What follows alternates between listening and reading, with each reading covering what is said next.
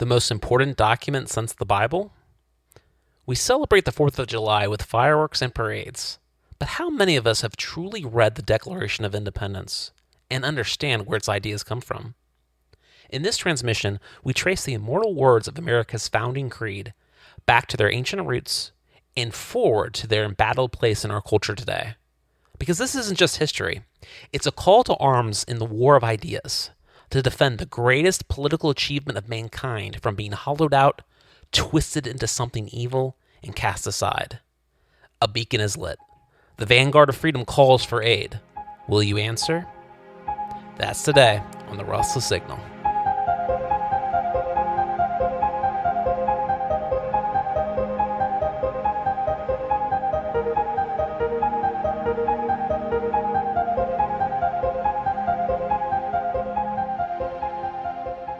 Welcome to the Restless Signal, where we seek truth, wrestle with meaning, and strive to live well.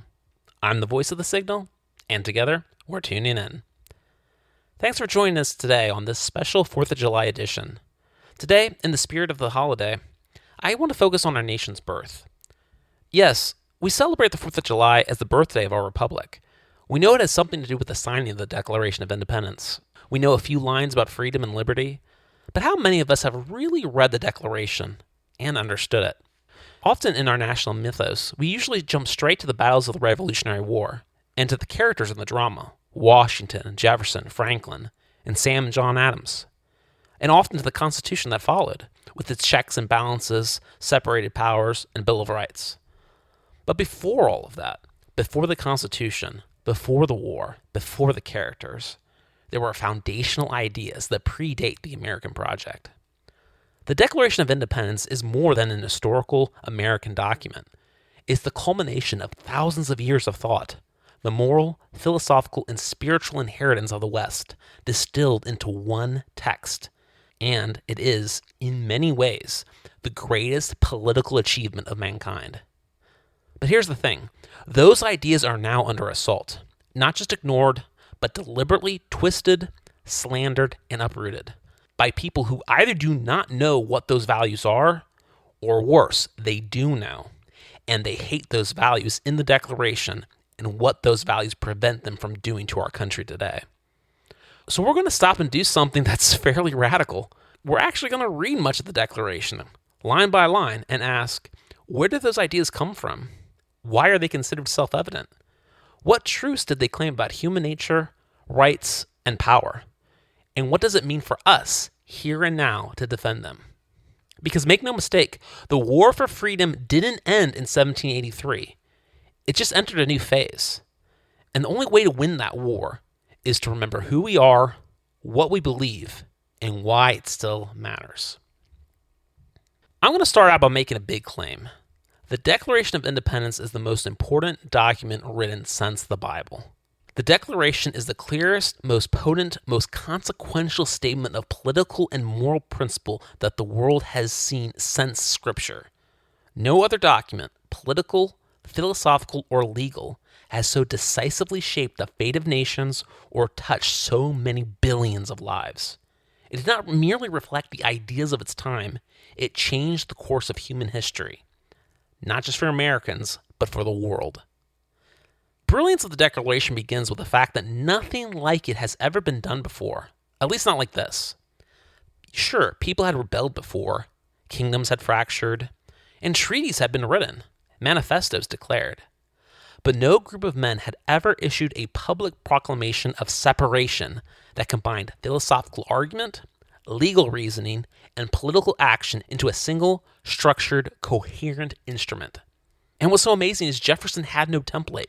What he crafted was an original genre, a legal instrument with a theological core, a revolution justified by moral law, rooted in the laws of nature and of nature's God.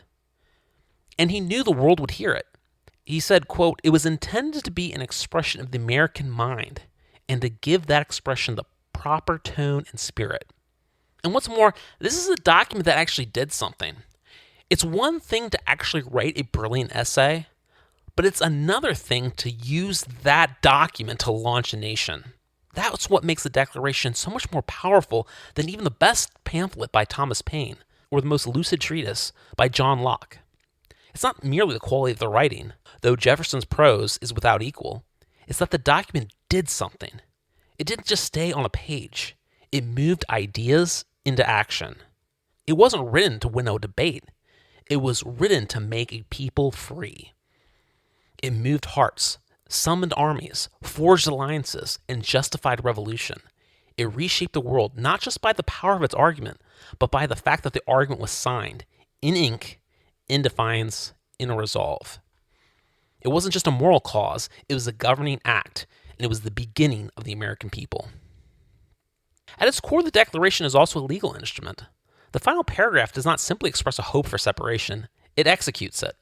It was, in effect, the political severance of the American colonies from the British Crown, justified not by ethnicity, conquest, or inheritance, but by moral argument grounded in truth that was self-evident. And what makes the Declaration unique is that it captures in a distilled form the arc of an entire civilization's development. Its language draws on ancient truths and modern insights. It is the product of centuries of moral, religious, and political thought. It gathers the wisdom of Genesis with his declaration that man is made in the image of God. Cicero, who argued for natural law accessible to all men through reason. Aquinas, who integrated divine law with a rational order. Locke, who clarified the link between liberty, property, and consent. And countless others whose insights were brought to completion here. As Abraham Lincoln would later say, the principles of Jefferson are the definitions and axioms of a free society. And he saw clearly that if the Declaration fell, something foundational would be lost. He said, quote, "If it is not true, let us tear it out. Who is so bold as to do it? If it is true, let us adhere to it and act upon it." The Declaration is not merely a relic or rhetorical flourish. It is, in a real sense, our national creed, the moral starting point without which the Constitution itself becomes unmoored. The Constitution is a legal structure, checks and balances, delegated powers, procedures for governance. But it doesn't tell us why we govern in the first place. It does not answer the most basic political questions. What is man? Where does his rights come from? What is government for? The Declaration does. It asserts that all men are created equal, that they are endowed by their Creator with certain unalienable rights, that government exists to secure those rights, and derives its just powers from the consent of the governed. These are the moral axioms, the first principles on which the entire American project rests. Without them, the Constitution is just a set of procedures, one that could just as easily serve as a tyranny as a republic. As Lincoln warned, if the Declaration falls, everything else becomes negotiable. Rights are no longer fixed, they become permissions granted by the state. Equality is no longer moral, it becomes statistical. Liberty is no longer sacred, it becomes selfish. That's why the Declaration still matters, not just as a founding document, but as a measuring rod for justice, a standard against which all American laws and institutions must be judged. It's not just the beginning and end of our political story, but it's the compass. Without it, we are lost. And the ideas of the Declaration didn't just shape our laws, they shaped our people and the kind of civilization we built. From that moral starting point that all men are created equal and endowed by God with unalienable rights, America became a new kind of nation. Not perfect, not without sin, but unlike any the world had seen before. It became the most free, most prosperous, most inventive society in human history. A beacon for the downtrodden, a refuge for the oppressed, a land of unmatched opportunity where more people have risen from poverty to prosperity than anywhere else on earth. In just 2.5 centuries, America became home to 4% of the world's population, but 24% of global GDP, the highest number of Nobel Prize winners in history, and the vast majority of modern technological breakthroughs, from the airplane to the internet. It also became the most generous nation on earth, consistently ranking number 1 in global charitable giving, both publicly and privately. In 2023 alone, the U.S. provided approximately $72 billion in official foreign aid, making it the largest single country donor in absolute terms. But when it comes to private generosity, America truly leads the world. Americans donated roughly 1.4% of GDP to charity each year, the highest among surveyed nations. That means in both absolute and adjusted terms, no other country's people are as generous. Charity here is not just a policy, it is a cultural ethic, lived out by millions of ordinary citizens. And that's how it should be.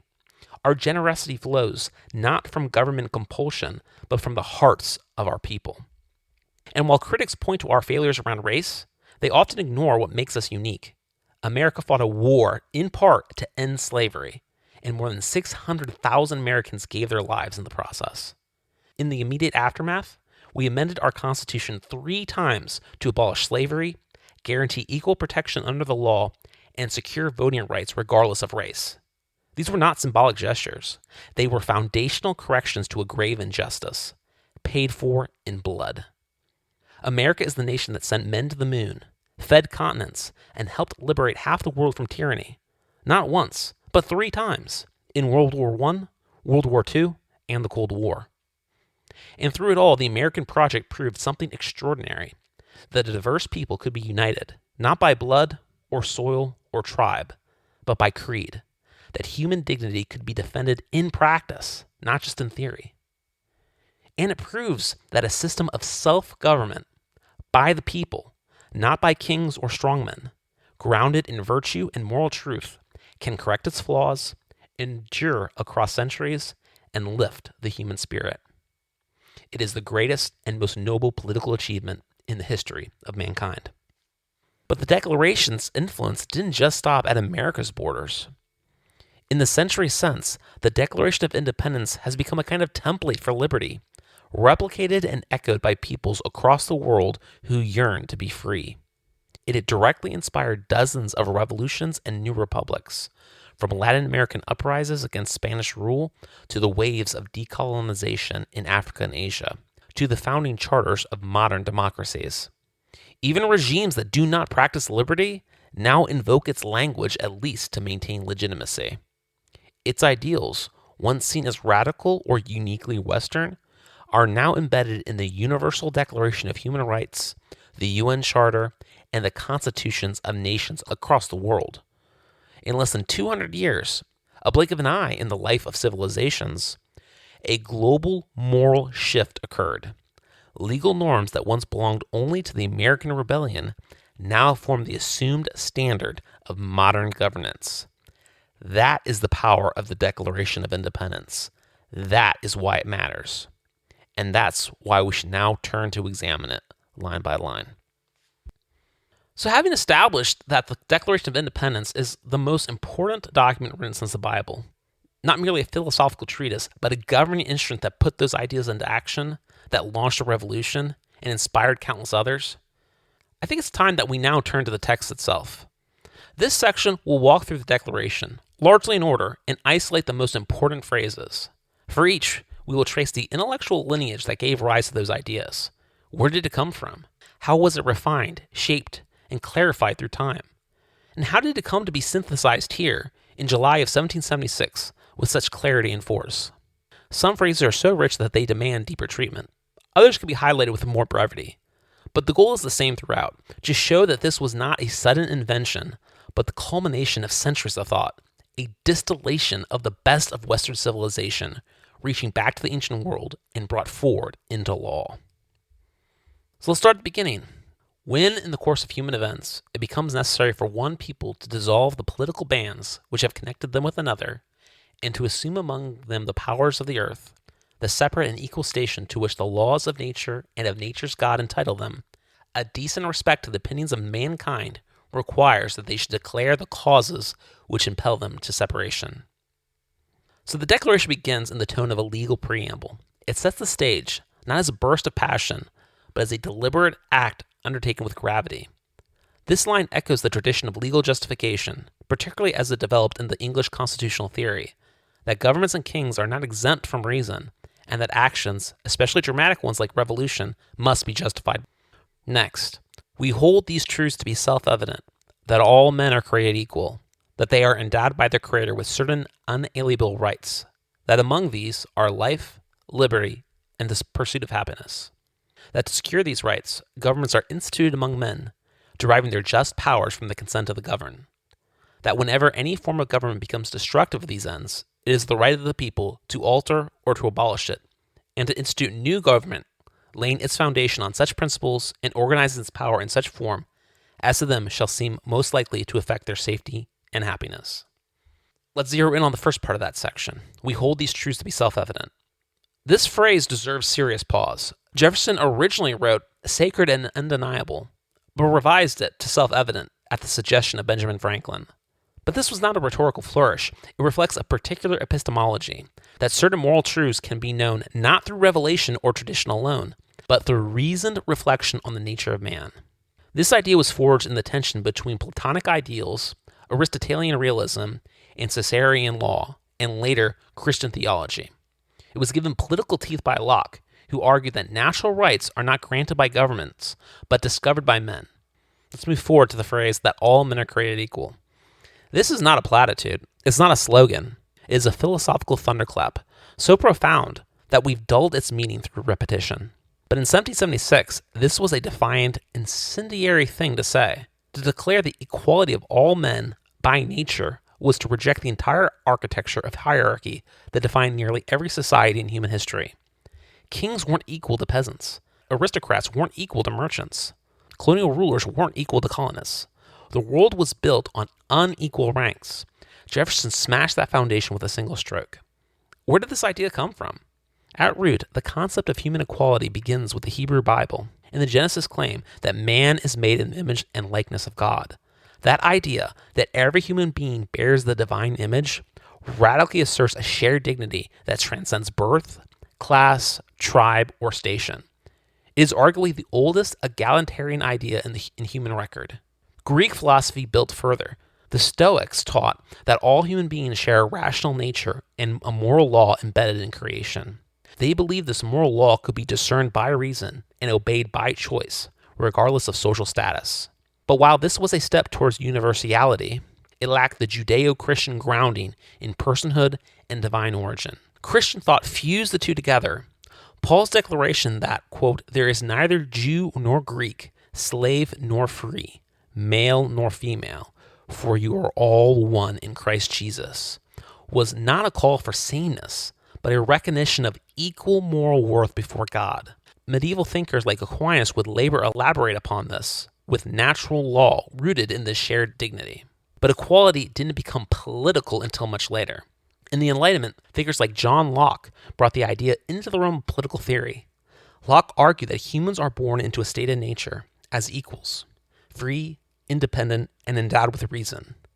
Governments, then, are formed to preserve that equality, not to impose hierarchy. But even Locke left exclusions in place. Jefferson went further. Jefferson universalized it, and crucially, he sourced it not in the state, not in society, and not even in Enlightenment reason alone, but in creation. All men are created equal. This is metaphysical. It cannot be revoked by law or overridden by custom. It is built into the order of the universe. That was new. That was daring. And that is the foundation of everything that follows. Let's move forward to, quote, that they are endowed by their Creator with certain unalienable rights. This line builds directly on the last. If all men are created equal, then they must all possess something that no other man or government can justly take away from them. Rights. Not privileges granted by rulers, not benefits awarded by majorities. Rights. That word carries centuries of conflict and refinement. To say rights are unalienable is to say that they are inherent, woven into the fabric of our being. They cannot be sold, traded, or surrendered. A man may be coerced, but his rights remain his, even in chains. Again, the roots are both religious and philosophical. Cicero in ancient Rome declared that, quote, true law is right reason in agreement with nature. One eternal and unchangeable law will be valid for all nations and all times. For him, rights existed not because of government, but in spite of it. That was rare in the classical world. Aquinas brought that further, tying natural law to a divine order. If God authored creation, then the laws that govern human conduct are discoverable, not invented. And if these laws are rooted in the nature of man, then they imply duties and protections. Fast forward to the 17th century, and Locke made rights the centerpiece of political legitimacy. Life, liberty, and property were natural rights, he argued, and the state existed to secure them. But Locke still left an opening for ambiguity around their grounding. Were they divine, rational, social? Jefferson closed that gap. By saying endowed by their creator, he pinned the concept to its highest possible source. It wasn't just persuasive rhetoric, it was strategic. He was locking in a claim that no parliament, no king, and no future despot could override. If rights come from God, then no government has the moral authority to repeal them. It is a theological claim, yes, but also a legal and political one. And it was meant to bind not only the British, but us. Because if we ever forgot the origin of those rights, we become vulnerable to the lie that they are a gift of the state. And what the state gives, it can take away. Let's move forward to, quote, that among these are life, liberty, and the pursuit of happiness. This line is deceptively simple, almost too poetic to scrutinize. But each term is chosen with care, and each reflects a turning point in political philosophy. Life is the most fundamental right. It predates politics. It is the base upon which all others rest.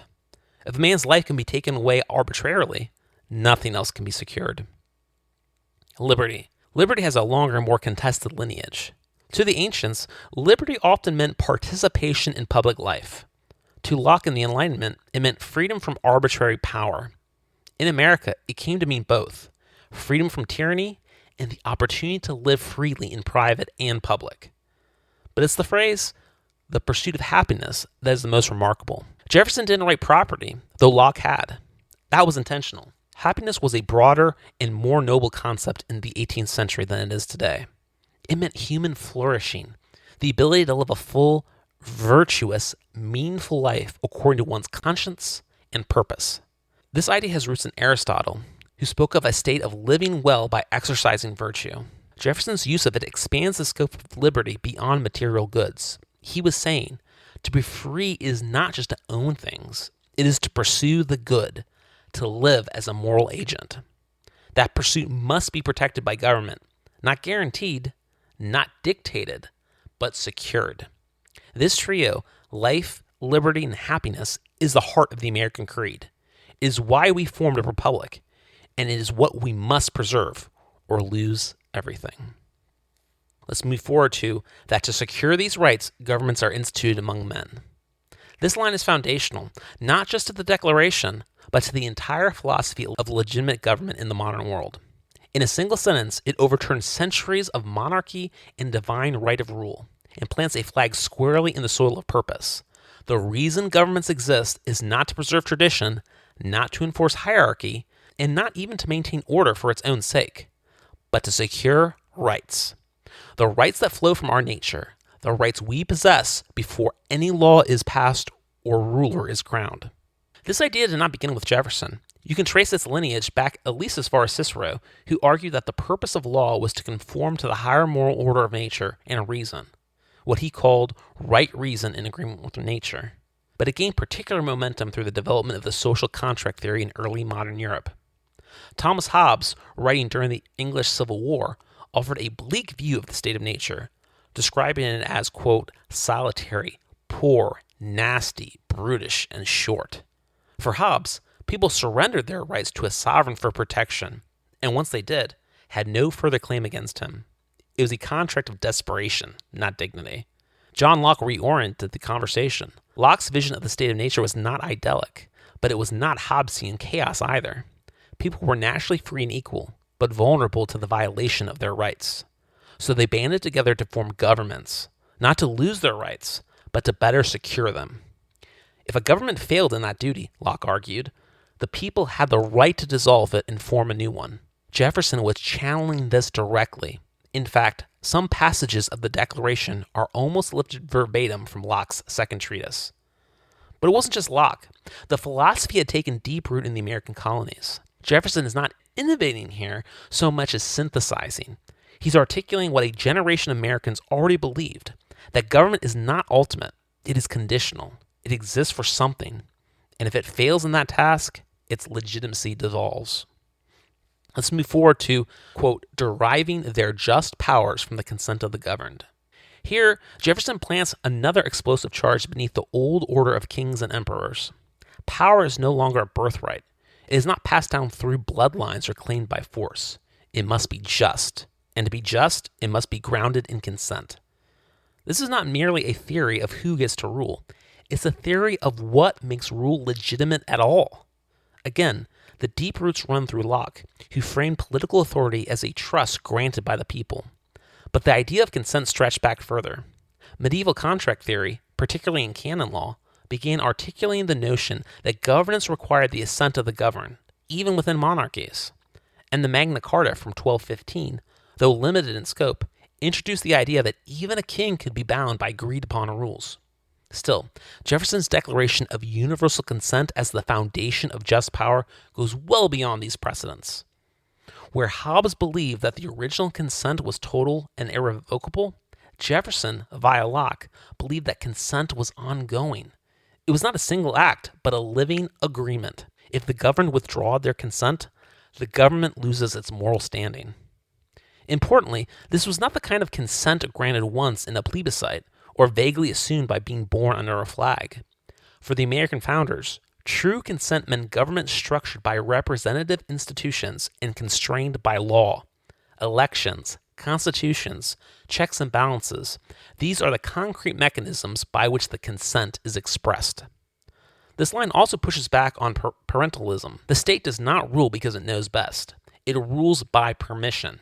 Its authority is conditional. Let's move forward to, quote, whenever any form of government becomes destructive of these ends, end quote. These ends refers to the natural rights previously stated, life, liberty, and the pursuit of happiness. The Declaration has already established that government exists for the purpose of securing these rights. So if a government violates that purpose, it's no longer legitimate. This isn't a personal grievance. It's not a matter of preference or policy. It's a philosophical indictment. A government that becomes destructive of natural rights commits a kind of political treason, a betrayal of its foundational reason for being. Let's move forward to, quote, it is the right of the people to alter or to abolish it, end quote. This is the core of the assertion, the right of revolution. But it's important to understand what kind of right this is. It's not granted by the government. It's not earned through suffering. It's not delegated through law. It's inherent. It flows from the same natural law that grounds the people's rights in the first place. It's a pre-political moral right. This is crucial. Historically, this idea wasn't new, but it was radical to declare it openly. You can find early versions of the idea in Aristotle, who argued that tyrants could be resisted when they ruled for their own interests rather than the common good. You can find it in Cicero, who said unjust rulers should be opposed by virtuous citizens. In Christian thought, the right of resistance becomes morally complex. Aquinas wrote that tyrants could be resisted if they violated natural law, though caution was advised to avoid greater harm. Later, Calvinists in Scotland and Huguenots in France developed full-blown justifications for rebelling against kings who violated divine or natural law. By the time of the Glorious Revolution and Locke in 1688, the right of revolution was being theorized in terms familiar to us: consent, compact, and natural rights. But Jefferson goes further. He declares it not just as an academic theory, he invokes it in a governing document. That's what makes the Declaration of Independence more powerful than Locke, or Paine, or any previous treatise. This wasn't philosophical. This was a claim of sovereignty backed by the United Colonies. And finally, let's move forward to, quote, and to institute new government, laying its foundation on such principles and organizing its power in such forms as to them shall seem most likely to affect their safety and happiness. This is the constructive half of the revolutionary right. The people are not merely destructive. They don't have the right to rebel for rebellion's sake. They have the right to build anew, to create a better system, grounded not just in principles, but with structures that protect the rights and well-being of the people. This anticipates the Constitution, which will be drafted over a decade later. The Declaration doesn't outline the new form of government. It doesn't have to. It establishes the moral justification for making that choice. This line also implies humility and realism. Acknowledges that humans can't create perfect governments, but they can pursue safety and happiness by grounding institutions in the right principles. Let's move forward to the next section. Prudence indeed will dictate that governments long established should not be changed for light and transient causes, and accordingly all experience hath shown that mankind are more disposed to suffer while evils are sufferable than to right themselves by abolishing the forms to which they are accustomed. But when a long train of abuses and usurpations pursued invariably the same object evidences a design to reduce them under absolute despotism, it is their right, it is their duty to throw off such government and to provide new guards for their future security. Okay, so let's double click into a couple of those. Prudence indeed will dictate that governments long established should not be changed for light and transient reasons. And, accordingly, all experience has shown that mankind are more disposed to suffer while evils are sufferable than to right themselves by abolishing the forms to which they are accustomed. These lines matter more than they're often given credit for. Jefferson is acknowledging the gravity of what they're doing. This isn't rebellion out of impulse. It's rooted in restraint, deliberation, and in deep moral seriousness. He's appealing to the classical virtue of prudence, understood not just as caution, but as practical wisdom. The Greeks called it phronesis, the ability to deliberate well about what is good and just. Aquinas called it the virtue that governs the rest. Without prudence, courage becomes recklessness. This is the declaration slowing itself down, saying, we know this is dangerous, we know it could fail, and yet we believe we must. This is not just a revolution for its own sake, it's a last resort.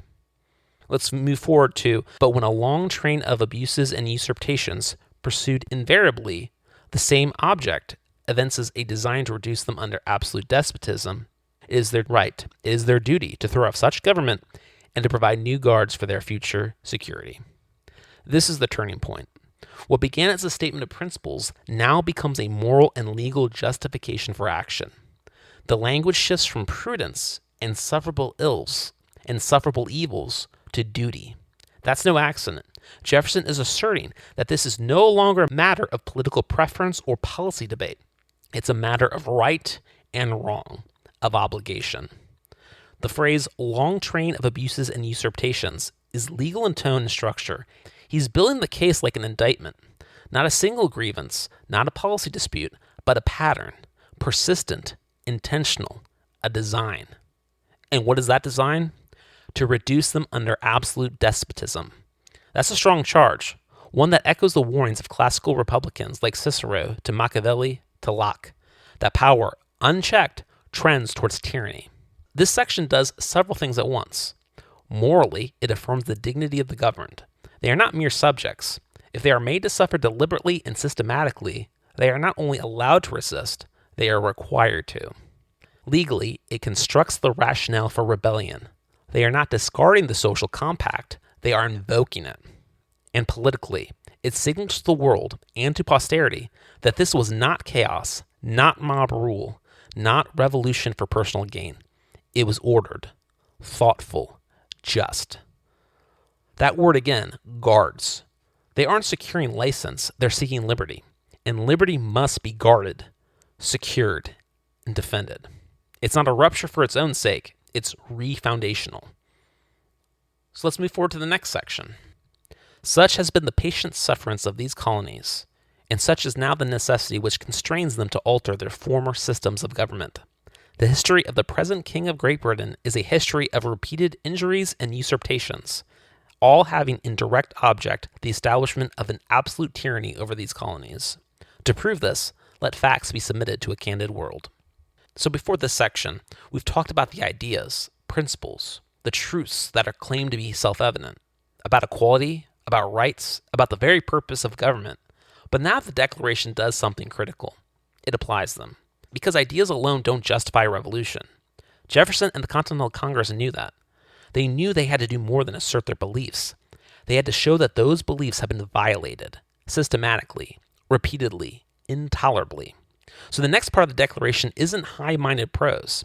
It's not the poetic lift of life, liberty, and the pursuit of happiness. It's hard, detailed, and specific. What it is the evidence. And the evidence comes in the form of a list of grievances, a bill of indictment against the King of England. This wasn't an angry rant or a laundry list of annoyances. It was a legal and moral case that the government of Great Britain had broken the social compact. And because of that, the colonies had the right and the duty to sever their bonds.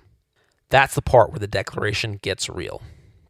Let facts be submitted to a candid world. This is the pivotal point. It's no longer abstract theory, it's a courtroom. The colonies are on trial, justifying their rebellion. The candid world, that is the global audience of mankind, becoming the jury, and the facts speak for themselves. Let's walk through some of the charges. These aren't minor complaints. They were fundamental violations of English law, of colonial rights, and of the Enlightenment conception of legitimate government. First, Jefferson charges that the king was violating local governance and imposing foreign rule. Quote, he has combined with others to subject us to a jurisdiction foreign to our Constitution and unacknowledged by our laws. And further, quote, giving his assent to their acts of a pretended legislation, end quote. Here, Jefferson refers to the British Parliament imposing authority over the colonies, an authority that the colonists never accepted. The king approved laws from a foreign legislature, unrecognized by the colonial charters, effectively erasing the local consent that had once defined their relationship to the British crown. Next charge, military occupation and abuse. Quote, for quartering large bodies of armed troops among us, end quote.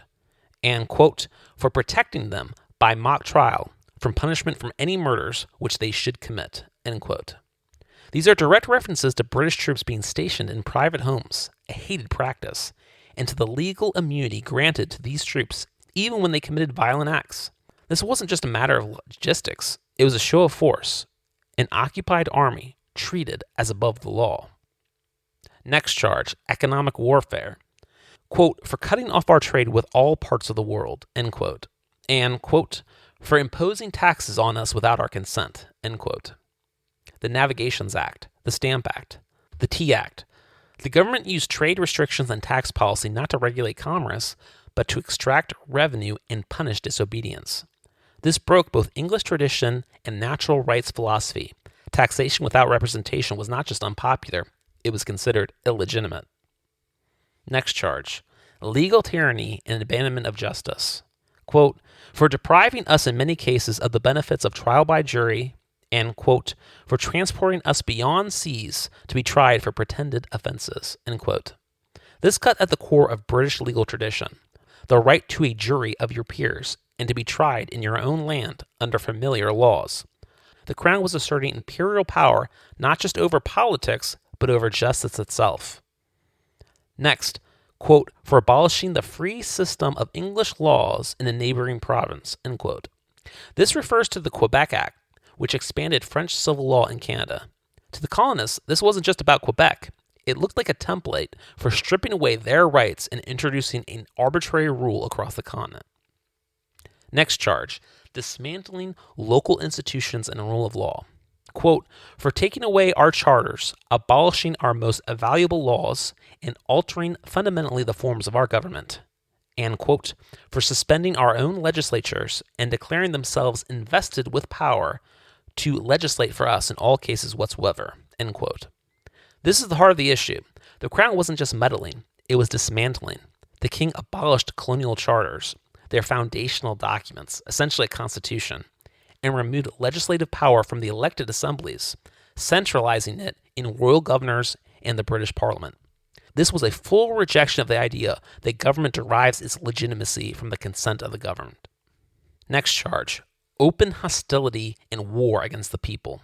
Quote, he has abdicated government here by declaring us out of his protection and waging war against us. And, quote, he has plundered our seas, ravaged our coasts, burnt our towns, and destroyed the lives of our people, end quote. The king wasn't acting as a head of state anymore. He was becoming an enemy. British military action, including naval blockades and the burning of colonial towns, made that undeniable. In the eyes of the colonists, he abdicated all claim to rule by turning against his own subjects. Final charge, deaf to reconciliation. Jefferson closes this section by recounting that the colonies had repeatedly petitioned for redress and had been ignored or worse. Quote, in every stage of these oppressions, we have petitioned for redress in the most humble terms. Our repeated petitions have been answered only by repeated injury, end quote. This wasn't a rash decision. It was the end of a long road, and the king's refusal to even hear the colonies out proved he no longer saw them as citizens, only as subjects and enemies. So a summary and a verdict. Let's be clear. This list of grievances wasn't a rhetorical flourish. It was a legal and moral indictment grounded in political theory, historical practice, and lived experience.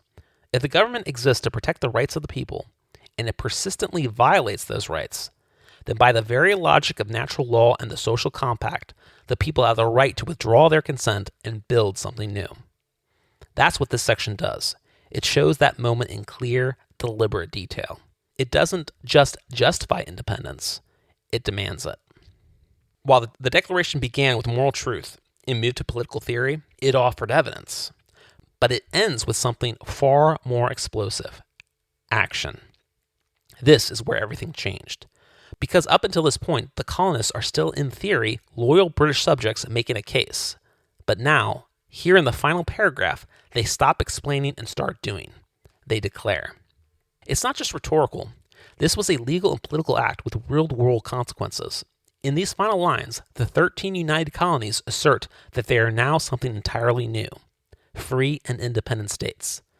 This is the moment of rupture. This is the revolution made real. Let's read it in full. We, therefore, the representatives of the United States of America, in General Congress, assembled, appealing to the Supreme Judge of the world for the rectitude of our intentions, do, in the name and by the authority of the good people of these colonies, solemnly publish and declare that these united colonies are free and independent states, that they are absolved from all allegiance to the British Crown, and that all political connection between them and the state of Great Britain is and ought to be totally dissolved. So this is the key legal claim. They aren't just angry. They aren't just wounded. They weren't pleading anymore. They were acting with authority, speaking in the name of the people, and they were asserting sovereignty. This was a political severing, not a suggestion, not a negotiation, but a final decision. And here's what matters. This wasn't just a defiant poetry. It was a governing instrument. That's what makes the Declaration so much different from Locke, or even from Paine. Those were thinkers, but this was law. These weren't just ideas anymore. They were orders. Orders to dissolve allegiance. Orders to assume the powers of the earth that belonged to sovereign nations. This document created a new legal reality. And so what kind of power did they claim? Quote, as free and independent states, they have full power to levy war, conclude peace, contract alliances, establish commerce, and to do all other acts and things which independent states may of right do. End quote. This is statehood, right here. These lines assert the full suite of powers any nation can claim: war, peace, diplomacy, commerce. It's not poetic metaphor, it's a bill of divorce and a proclamation of birth. This paragraph is the founding of the United States of America. And finally, to close out the document, we have a pledge and a prayer. Quote, and for the support of this declaration, with firm reliance on the protection of divine providence, we mutually pledge to each other our lives, our fortunes, and our sacred honor. End quote. This is not policy. This is covenant. These men knew what they were doing. If they failed, they'd be hanged as traitors. They were signing their name to treason and doing it anyway. But they weren't making that stand alone. They pledged to each other lives, fortunes, and honor. That's not just a political compact. That's a brotherhood. And they weren't placing their hope in strategy or strength alone. They appealed to providence, to the justice of God, to the belief that this act was not only lawful, but right. It's worth pausing here to appreciate just how radical this was. Rebellions had happened before, but they were usually led by warlords or strongmen and justified by might. This wasn't that. This was a legal severance of ties, rooted in first principles, declared in writing, signed by representatives, and submitted to the judgment of mankind. There was no model, no template. Jefferson had to create this language from scratch, and somehow, in so doing, wrote what I believe is the most important political document since the Bible. Why? Because it wasn't just beautiful, it was binding. It didn't just talk about rights, it acted on them. So now that we know more about the Declaration and why it's important, what must we do? Because this show always asks the question, what must we do to live well?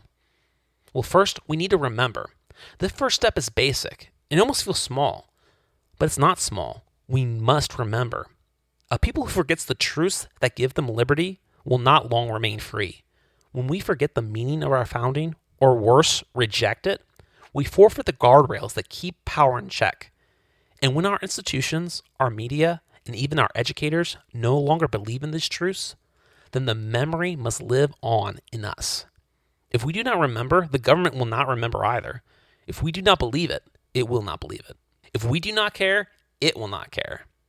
So start there, with remembrance, with knowing what we inherited and why it mattered. Second, we need to relearn civic virtue. Liberty requires virtue, and virtue requires cultivation. This idea that freedom isn't merely doing what you want, but choosing the good, is the beating heart of any free society. A people without virtue cannot govern themselves. They will demand a master.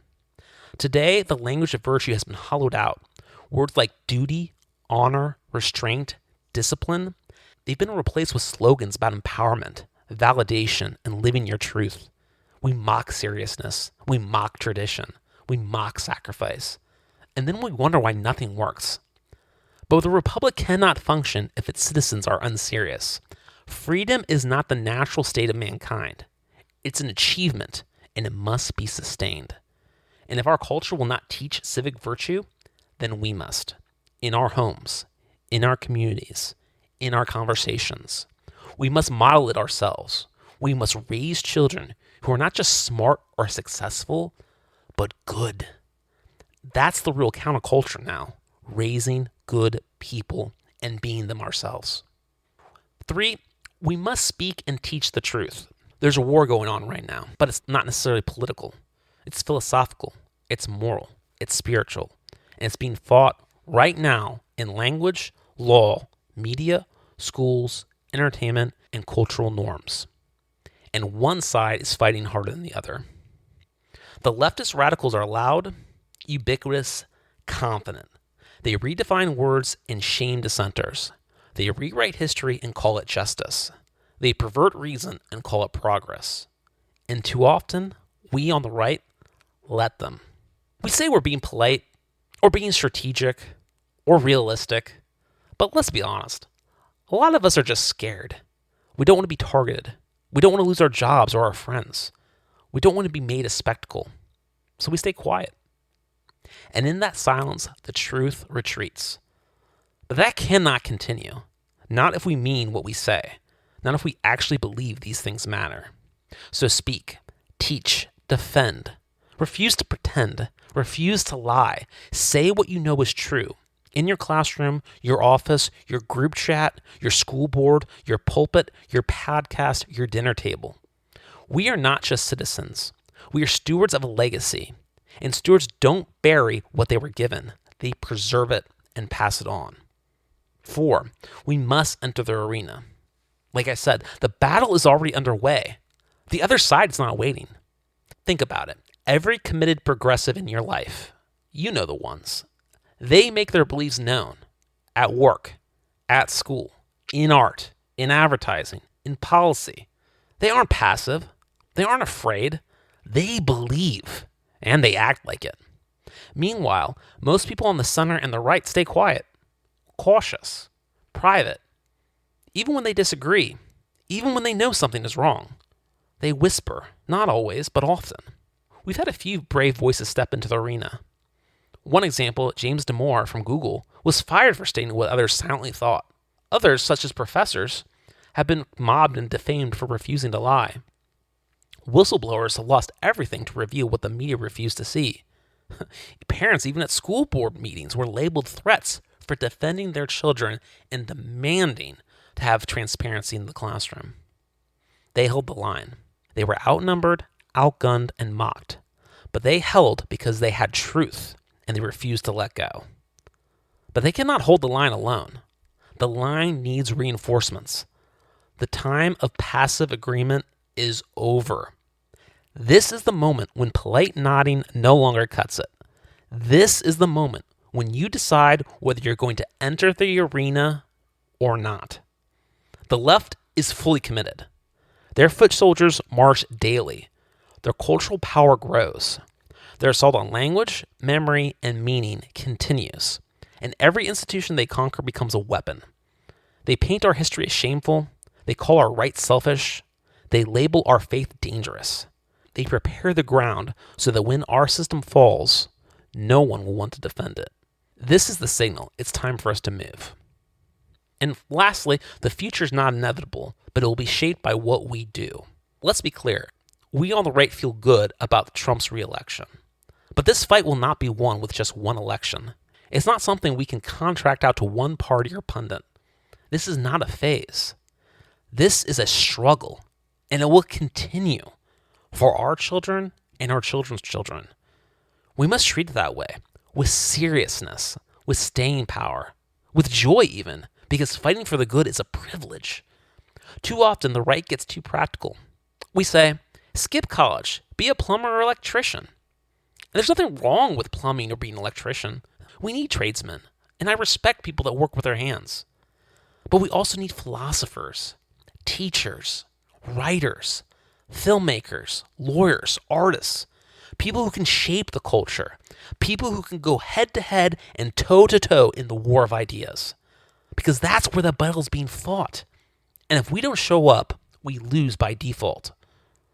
The Declaration gave us the blueprint, not for rebellion, but for righteous resistance, for holding power to truth, for standing firm in the face of tyranny, not with rage, but with clarity, courage, and the unshakable belief in the God-given dignity of man. So the question isn't whether the fight is coming. The fight is already here. The question is, will you answer the call? So as we close, this 4th of July, let's remember this nation was not founded by fearful men. It was not born in comfort. It was not secured by cowards. It was built by ordinary people who risked everything, for a shot at living free. They were not old soldiers. Some were lawyers. Some were farmers, merchants, printers, clerks. But when the hour came, when the moment demanded courage, they stood. They wrote the most radical document in the history of the world, and they sent it directly to the king of the most powerful empire on earth. And at the bottom of it, they didn't hedge, they didn't qualify, they didn't hide behind ambiguity or anonymity. They signed their names. And in doing so, they pledged their lives, their fortunes, their sacred honor. That meant something. Their lives were not just their own. They knew that if they lost, their families would suffer too. Their fortunes were not guaranteed. They would be seized, burned, and erased. And their sacred honor, that was their soul. They weren't just making a political statement. They were declaring before the world and before God that they were right, and that they lost, they would face the traitor's death with truth still on their side. We forget what that actually meant. We live on the other side of their bravery. We see the marble statutes and the neat cursive and forget the fire.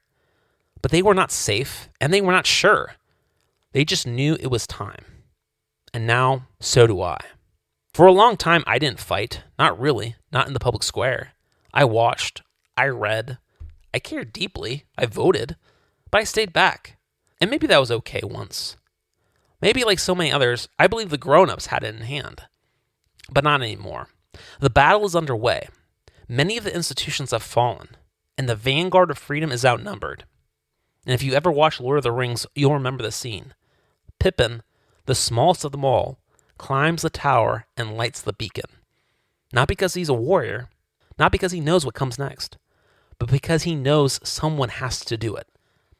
That's how I feel. I'm not Aragorn, I'm not Gandalf, but I can light the beacon. And this podcast, The Restless Signal, is that fire. This is the call. Because for too long, the right has relied on a few brave voices on television, in newspapers, behind podiums, to speak for the rest of us. And maybe that was enough once, but that world is gone. The internet changed everything. Social media changed everything. Today, every committed leftist you know is a foot soldier in the counter-revolution. They are relentless, unashamed. They speak their ideology in every conversation, every classroom, every workplace, every app. And the truth is, they are more committed than most of us are. They are committed to inverting our language, to poisoning our history, to erasing our rights, to mocking the good, the beautiful, and the true. and calling that progress. They are not trying to improve the country, they are trying to replace it. And still, most Americans on the right stay quiet, polite, worried about what people will say, worried about being called names, worried about losing their jobs. But if those men could sign that document, knowing full well they'd hang for it if they failed, can we really not speak the truth online because we might get called a mean name? Can we not tell our children what we really believe because it might make someone uncomfortable? Can we not risk a little status to preserve something that is infinitely more important? This war of ideas will decide whether freedom and prosperity survives. And there's no more room to sit on the sidelines. The vanguard has held the line, but now they need reinforcements. So this is it. The beacon is lit. Let history say the American patriots of this generation did not forget who they were. That when the beacon was lit, when the vanguard of truth and freedom and virtue called for aid to defend the Declaration and the values it stands for, patriots everywhere answered. That's it for today's special holiday episode. Thanks for tuning in. We'll try to be transmitted again soon. If you like this content, I'd appreciate if you liked and subscribed. It really helps us out.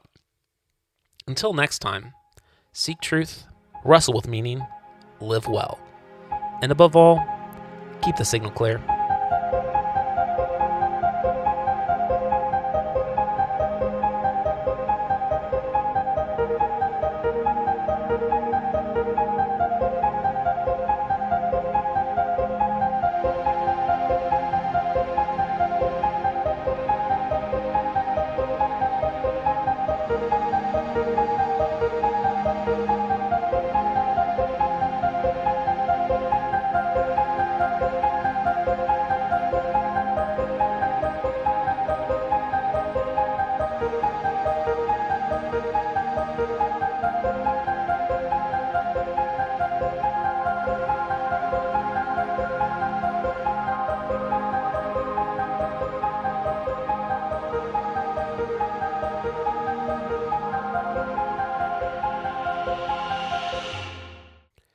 You've been listening to the Restless Signal podcast. Copyright 2025, all rights reserved. Check us out on the web at therestlesssignal.com.